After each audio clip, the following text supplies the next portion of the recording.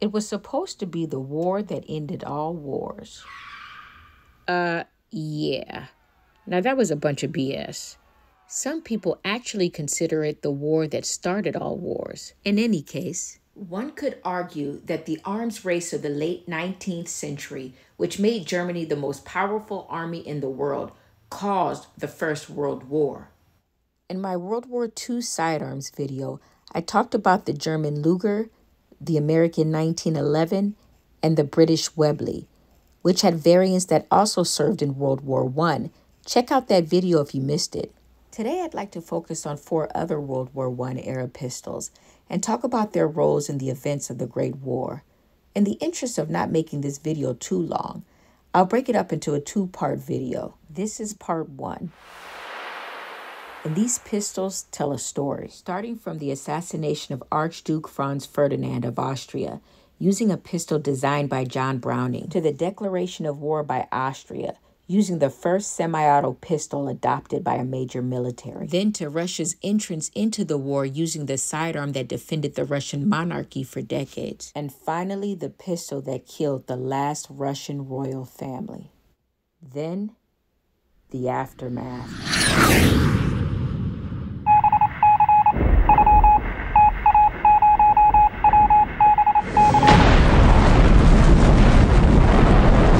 Fam, let's talk about it. Woo! It's go, go, go, go, go, go, go time.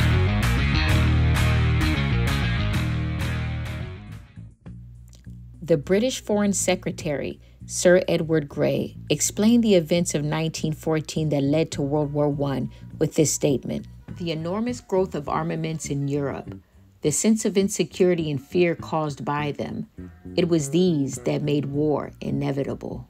At the turn of the 20th century, lots of tensions were brewing between European powers competing for more power and territory.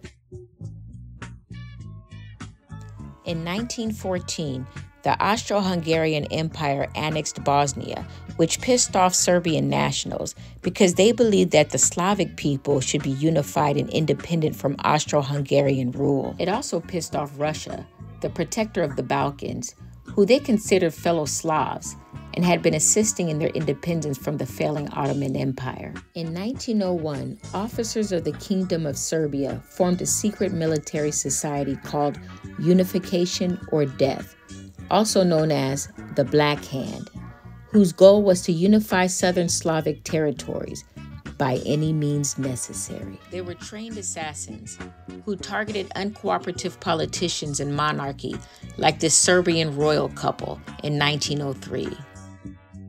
The Black Hand had a Bosnian youth branch who were armed and trained with the FN 1910. On June 28, 1914, Archduke Franz Ferdinand, the heir to the Austro-Hungarian Empire, visited Bosnia during an important Serbian holiday, and that's when the Black Hand decided to strike.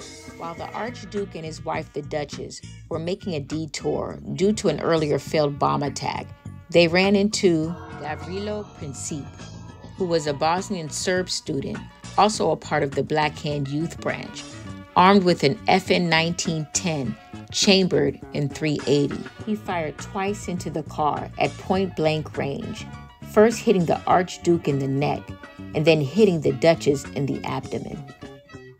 The FN Model 1910, the gun that started World War I, involved in 3 infamous assassinations. More on this in a bit. Designed by the legendary John Moses Browning and inspired by the FN Model 1900, the FN 1900 was also designed by John Browning at the turn of the century and was the first commercially successful semi-auto magazine-fed pistol with a slide. It was also the Belgian military sidearm during World War I. I will be doing a separate video about this little guy in the near future. It's a really interesting piece of history. Although the Model 1900 really blew up the concealed carry market, John Browning believed the design could be improved. He created several variants like the Colt 1903 pocket pistol, the Colt 1908 vest pocket pistol, but then eventually landed on the FN 1910 design, which he sold to Belgium's Fabrique Nationale after Colt rejected it. Colt already had the 1903 pocket pistol at the time, but they were sleeping on this new model 1910, which was definitely an improved version. The Model 1910 used the same trigger assembly as the Model 1900, with several new features to make it even more compact and improve accuracy. It was a striker-fired, blowback-operated semi-automatic pistol. Striker-fired pistols were new at the time, first one being the 1907 Roth Steyr, which we will be talking about in a bit. So this was an innovative pistol for its time in more ways than one. The Model 1910 also used a novel mainspring location wrapped around a fixed barrel, creating a low bore axis. That made the pistol more compact, more accurate, and recoil was more manageable. This barrel concentric recoil spring design became the standard in such future weapons as the Walther PPK and the Russian Makarov, which I'll talk more about in my Cold War era video. My 1910 is chambered in 7.65x20 Browning, also known as 32 Auto. This caliber was created by John Browning for use in the FN Model 1900. It is a light recoiling round, 7-round magazine capacity. This little guy only weighs 1.3 pounds.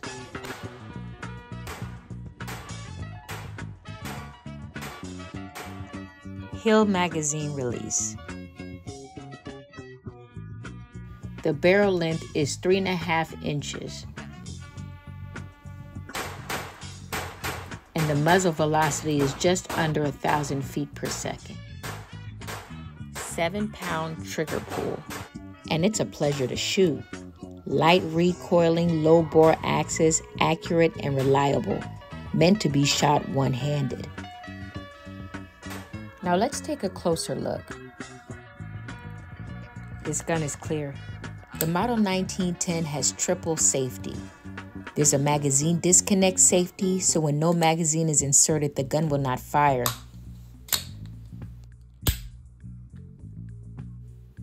There's a grip safety. And the manual thumb safety, which also acts as a slide lock and release.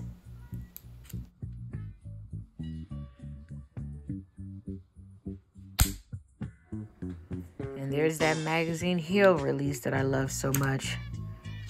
Being sarcastic. There is bushing that adds to the accuracy. On the left side of the slide, you have the manufacturer marks, and below that, you have Browning patent pending. On the top of the slide, you have anti-glare texturing. Not much in the way of sights, but gun is surprisingly accurate.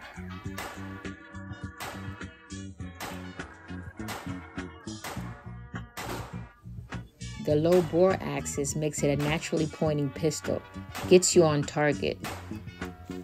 But it's definitely made to be a close range point and shoot type of gun.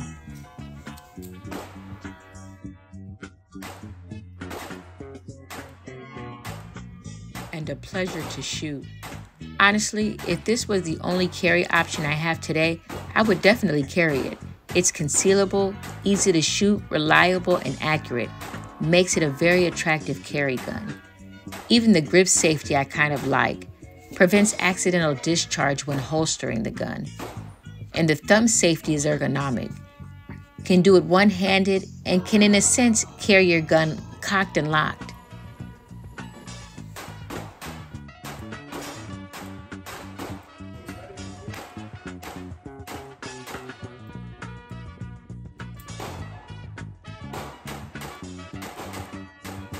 No wonder it became a popular concealed carry among hitmen.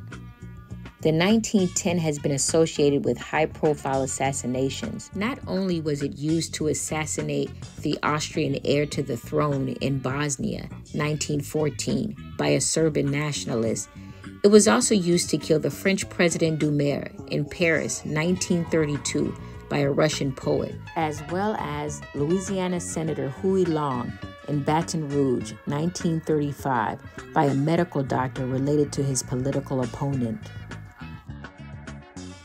They were manufactured from 1910 to 1983, but they weren't imported to the States until the 1950s. The Model 1910 was a Serbian military sidearm during World War I, issued to the Finnish military during World War II. And in 1922, a new model was designed for the newly formed Yugoslavian military, with a lengthened barrel marked the Model 1910-22. After the assassination of the Archduke, Austria felt some type of way, especially when they saw Serbian media celebrating, and they blamed the Serbian government. They wanted to invade Serbia because they felt that Serbian nationalism was destabilizing the Austro-Hungarian Empire. Austria knew that Russia would jump in, so first they had to get German support. At this time, young Germany had the most powerful army in the world. Germany hated Russia and saw war as a way to gain more territory. Russia wanted to maintain their role as the protector of the Balkans and expand influence over the Turkish Straits, which was vital to Russian trade. France had an alliance with both Russia and Great Britain, and so it was a perfect storm. On June 28, 1914, Austria declared war, and several nations put their hat in the ring. As quoted by Sir Edward Grey, "The lamps are going out all over Europe. We shall not see them lit again in our lifetime."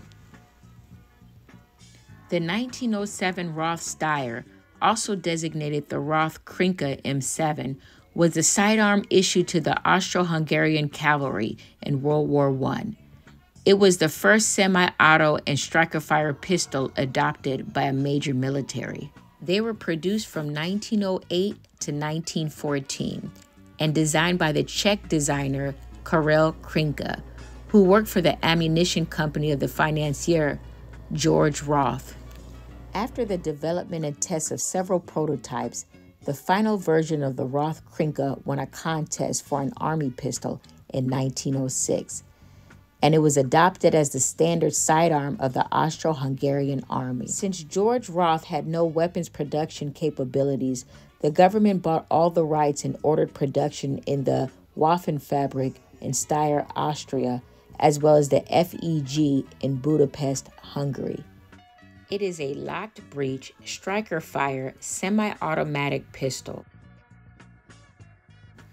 It is somewhat double action in that pressing the trigger halfway partially cocks the action. It has a rotating barrel.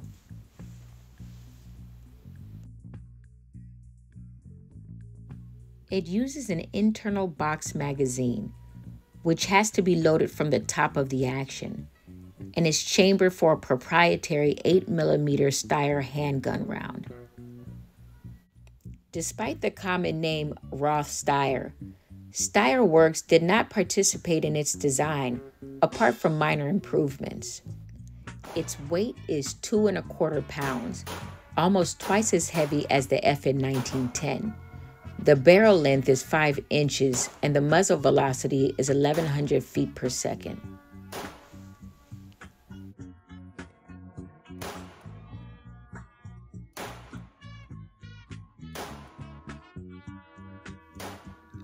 The caliber is 8mm Steyr, which is slightly weaker than the 9mm Luger round, and its capacity is a 10-round integral box magazine. 10 rounds is impressive for that time period. Loaded with a stripper clip and fed from the top of the action. And I highly recommend stripper clips, guys. Without it, you can really only load 1 round at a time, so it's like running a single shot. And watch your fingers.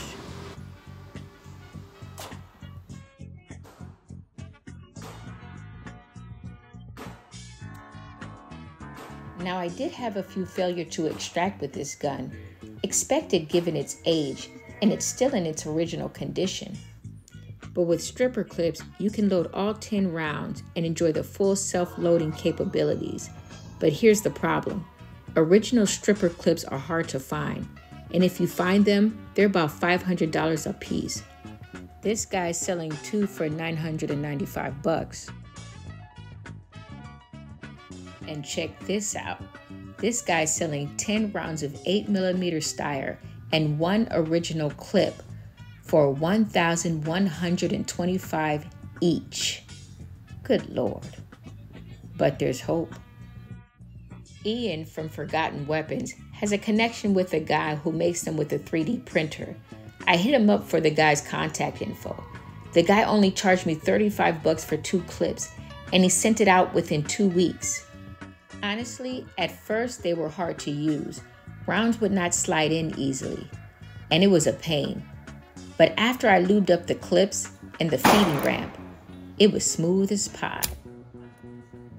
Now let's take a closer look at this horse pistol. Gun is clear.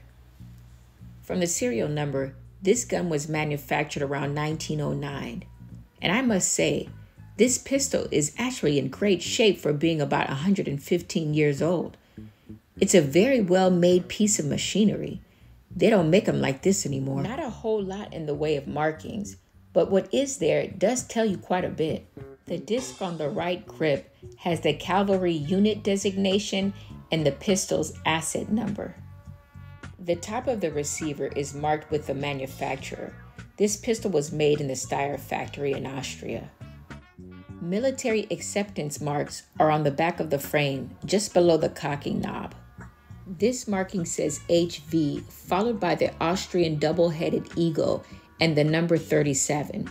Pistols reissued after 1926 carry an HV, which stands for Army Administration, and the number is the date of the issuance, which is 1937. Also, very little in the way of controls on this gun. Here's the slide release on the left side of the frame. Easy to engage. No safeties. Also on the left side, high above, is this square button. It is the slide lock when you have a loaded magazine. With a loaded magazine, if you engage the slide release again, it creates this bullet fountain mode in order to release rounds from a loaded magazine. It's kind of cool. Let's see that again in slow-mo. Nice. Cocking knob and beaver tail to the rear. Not much in the way of sights. Kind of deceiving.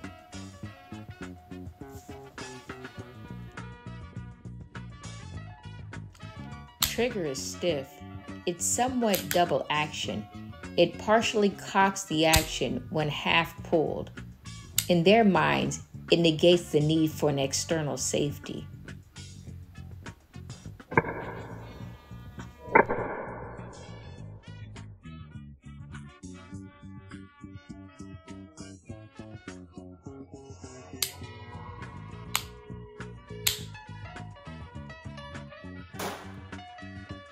But if you exert good trigger control, you can get shots on target.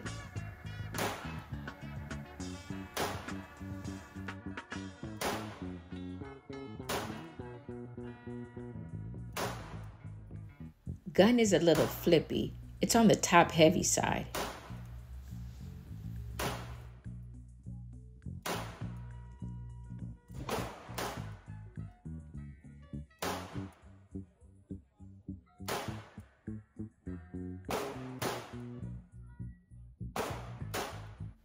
And even though it has a small beaver tail, I still got a bad bolt bite right here.